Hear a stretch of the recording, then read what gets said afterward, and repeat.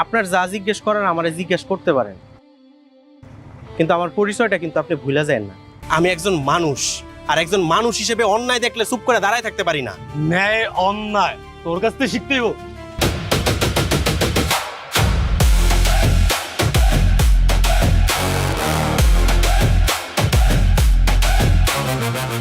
সাহেব এই বাড়িতেই থাকবে এবং আমাদের ড্রাইভার হিসাবেই থাকবে। এইখান থেকে চইলা যান। এই জমি কি তোর বাপ তোরে কিনে দিয়ে গেছে নাকি রে ছোট ভাই?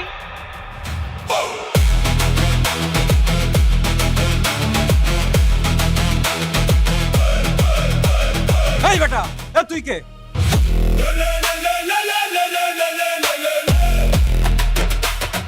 ভাই আমি ম্যাডামের ড্রাইভার ভাই। ইম্পসিবল। এত বড় একটা দুর্ঘটনা ঘটার পরে আমি আমার মেয়েকে একা ছাড়বো? প্রশ্নই ওঠে না। আমি তোমাকে একা ছাড়বো না।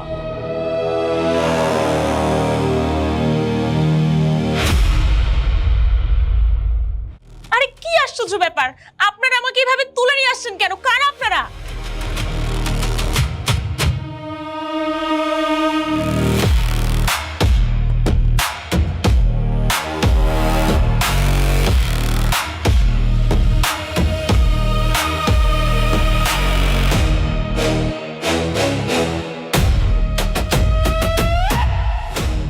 সাহেব,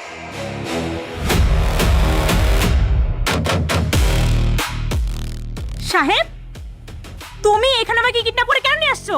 যেই আগুনটা আপনি জ্বালাইতে গেছিলেন ম্যাডাম, সেই আগুনে আজকে আপনি জয়লা পুইরা সারখার হয়ে যাইবেন। দেখো আমি কিছু বুঝতে পারছি না, তুমি কে? আমার পরিচয় জানার কোনো দরকার নাই ম্যাডাম। সব প্রশ্নের উত্তর জানতে হয় না, কিন্তু কিছু কিছু প্রশ্নের উত্তর যখন মানুষ জানার চেষ্টা করে তখন আর সে বাঁচে না ম্যাডাম, তখন আর সে বাঁচে না। না বাবা, কি হয়েছে তোমার? কি হলো? তুমি এইভাবে চিৎকার করলে কেন? মা, তুই ঠিক আছিস তো? হ্যাঁ আমি তো ঠিক আছি। স্যার, স্যার কি কোনো খারাপ স্বপ্ন দেখছেন?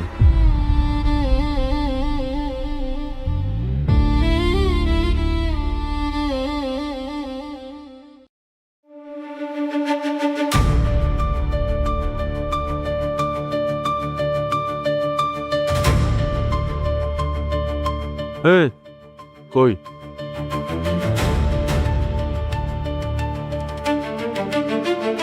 ভিতরে যাইতেলে কার্ড লাগে, ভিআইপি কার্ড লাগে।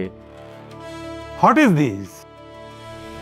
হাই সিকিউরিটি, এই সমস্ত ফুটপাতের লোকজন তুমি অ্যালাউ করতেছো কেন? তোমাকে ওখানে রাখা হয়েছে কেন? কি চায়? সাহায্য চায়? আসো, টাকা নিয়ে যাও, বিদায় করো, বিদায় করো।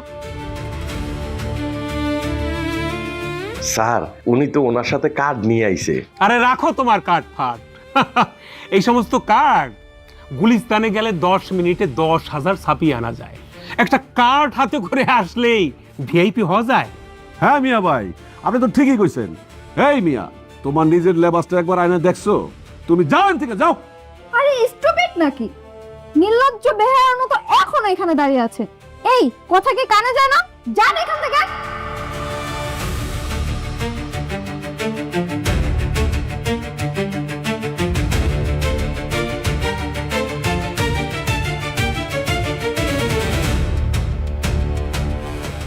কি স্যার? স্যার,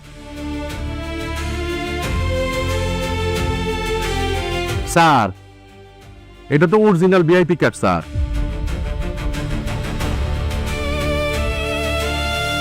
আমি দুঃখিত sir. What? VIP invitation card? কিন্তু কিভাবে সম্ভব?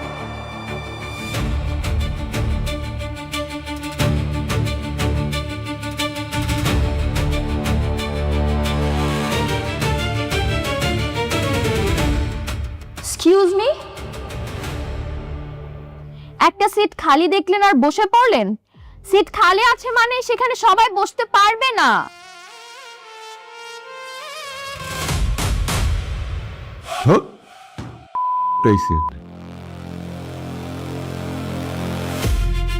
ওই মিয়া, আপনি এখানে বসছেন কেন? আপনি আমার ম্যাডামরে চিনেন? উনি বাংলাদেশের one of the best businessman. আর আপনি একটা ফকিন্নির পোলা হয়ে এখানে বসছেন না? উঠেন।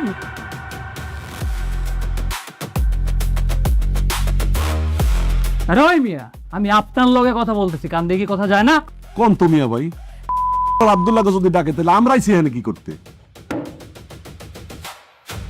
সম্মানিত সুধী, আসসালামু আলাইকুম।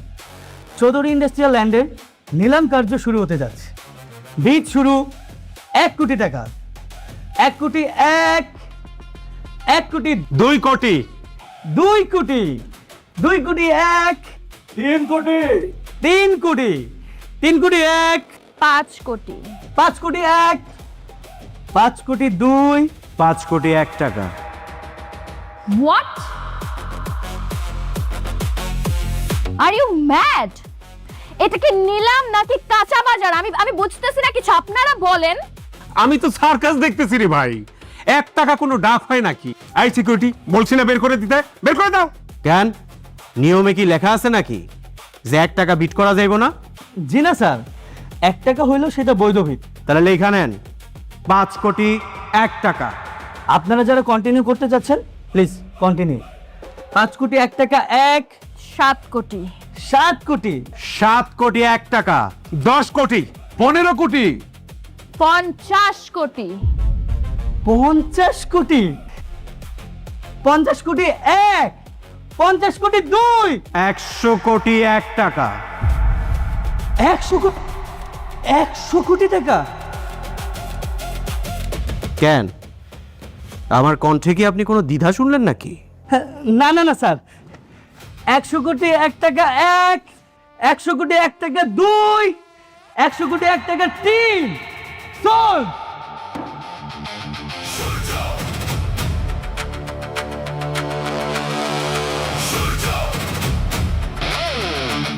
এই যে মিস্টার,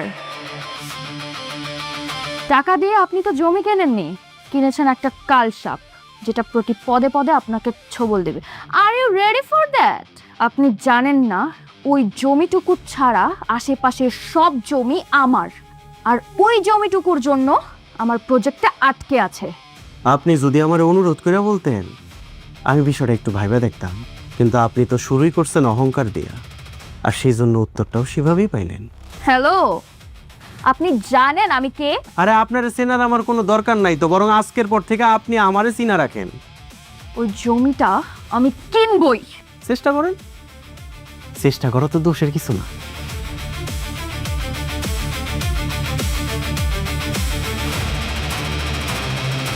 ডিসগাস্টিং। মারে, তুই আমার মেয়ের মতো। আমার এই শেষ বয়সে ওই জমিটায় আমার মাথা গোজার ঠাই। দয়া করে আমার জমিটা খাইরা লোস না রে মা, আমারে ফেরত দিয়ে দে। Just shut up. ওই জমি কখনোই আপনার ছিল না চাচা, ওই জমি আমার বাবার। অসম্ভব, তোর বাবা জালিয়াতি করে ওই জমিটা নিলামে তুলছে। ওফো রকি, তোমাকে আমি কেন রেখেছি? আমি না এখানে বিজনেস করতে আসছি, কারো প্রতি দয়া দেখাতে আসি না। ওনাকে সরাও এখান থেকে।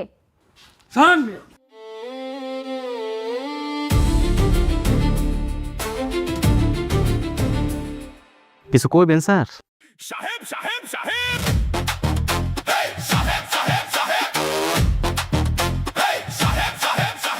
বাবা, আর কতক্ষণ? এখানেই যদি এত সময় নষ্ট করে ফেলো তাহলে আজাদ সাহেবের ওখানে কখন যাবে? ইউ আর অলওয়েজ লেট বাবা।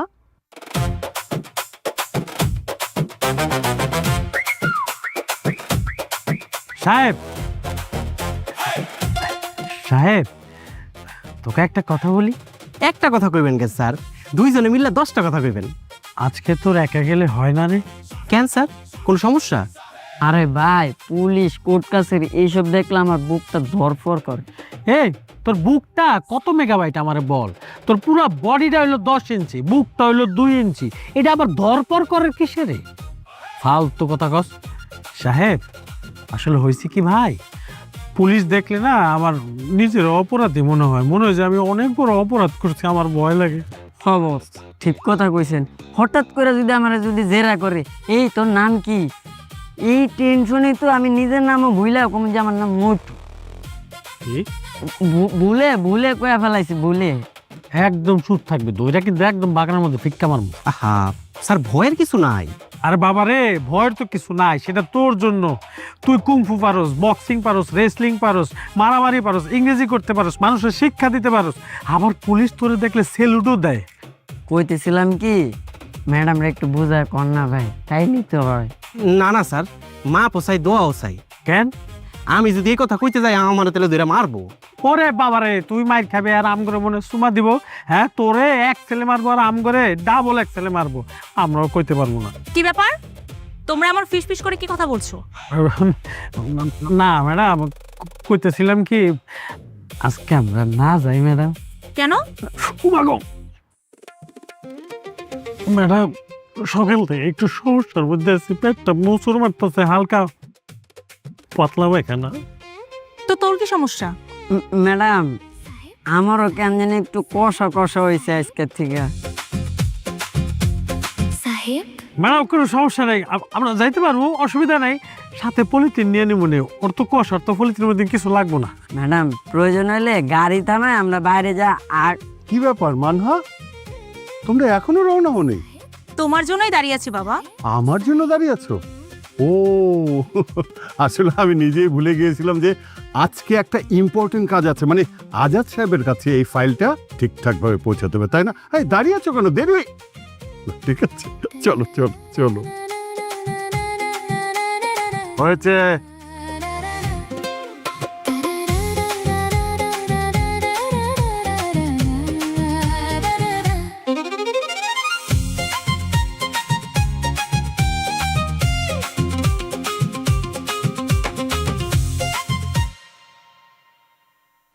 Local bus.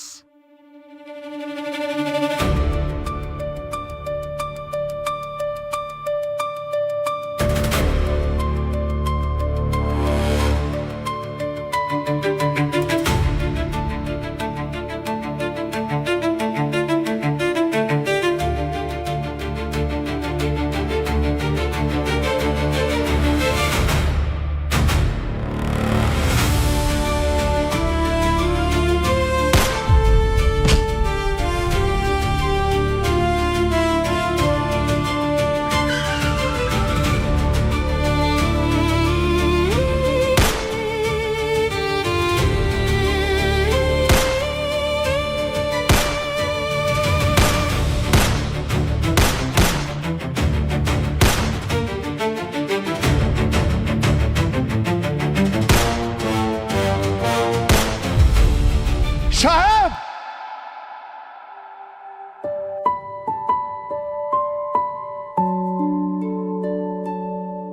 এইভাবে কি কেউ বলে, হ্যাঁ, যে কিছুই হয়নি? আরে আরেকটু হলেই তো গুলিটা তোমার হাতে। আলহামদুলিল্লাহ ম্যাডাম,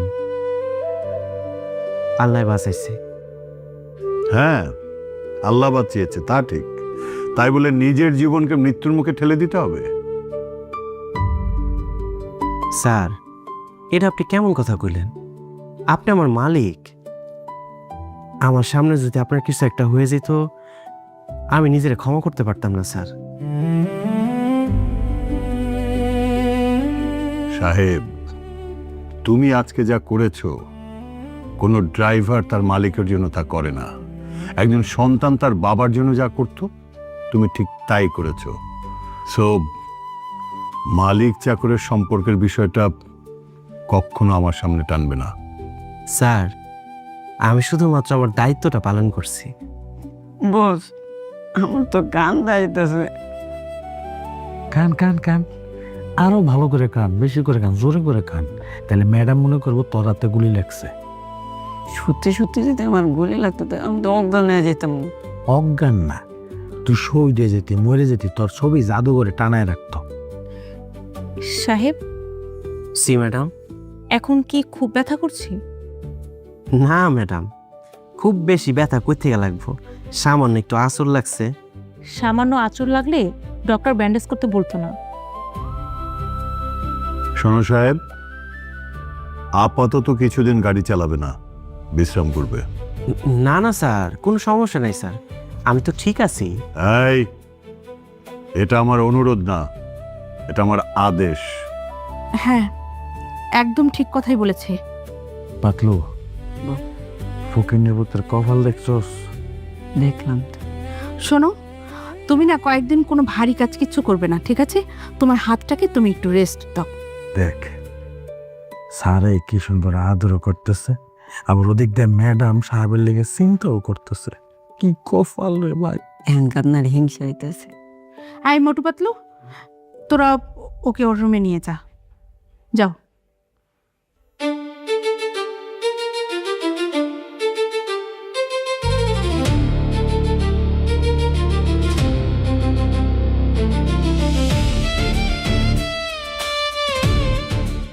কিন্তু আমার একটা প্রশ্ন। তোর আবার কিসের প্রশ্ন? মা, সাহেব যদি সাধারণ মানুষই হয় তাহলে ও কাম চালানো শিখলো কিভাবে?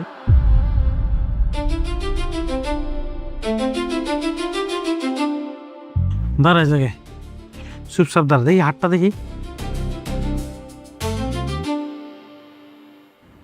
কি ব্যাপার স্যার, আমার রুমে না নিয়ে ছাদের মধ্যে নিয়ে এলেন যে? না আসলে হয়েছে কি, এই যে আমি এত বছর ধরে এখানে চাকরি করি, কোনোদিন স্যার ম্যাডাম আমার আদর করে কিছু খাওয়ায় নাই, কোনো সুন্দর করে কথা কয় নাই। এবং আমরা চাই যে স্যার বিপদে পড়ুক, আমরা সুযোগটা কাজে লাগাই, কোনো সুযোগই পাইতেছি না। এই যে তুই গুলিটা খাইলি, এরপর দেখি স্যার ম্যাডাম তোর কি সুন্দর আদর করতেছে।